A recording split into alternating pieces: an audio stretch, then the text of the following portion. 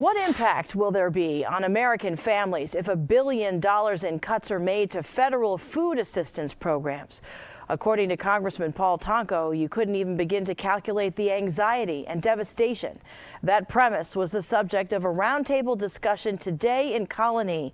Dan Levy joins us now live from the Regional Food Bank headquarters to explain. Good evening, Dan. Colonie, good evening. Unfortunately, cutting back federal funding from food assistance programs is not hypothetical. It is already happening with alarming and discouraging results. And the folks who are involved in these programs fear it is only going to get worse. There are far too many people who are hungry in our society. When it comes to feeding the hungry, Congressman Paul Tonko asserts it is a matter of treating people with dignity. No one should have to choose to pay rent or feed their children.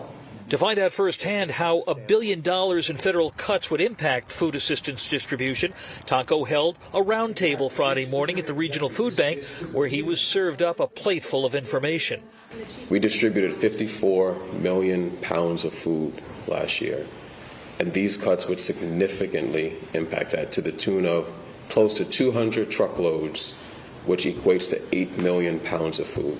Right now, we allow families to come through twice a month. We don't want to say that they can only come through once a month.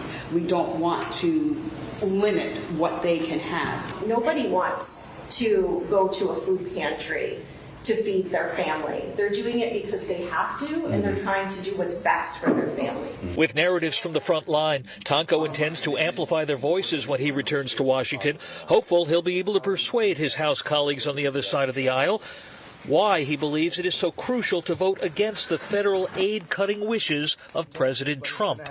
Anyone can slash and burn, but it's leaders that understand with compassion and earnest efforts that we can do better. Tonko says there are no guarantees Republican colleagues will listen.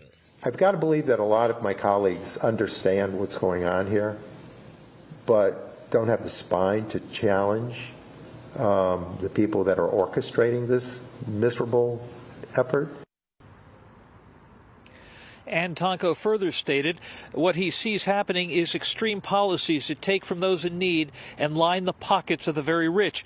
And he calls it a cruel approach that makes no sense to him. In Colonie with coverage you can trust. Dan Levy, News Channel 13. Colonie, back to you. Thank you very much, Dan, for that live report.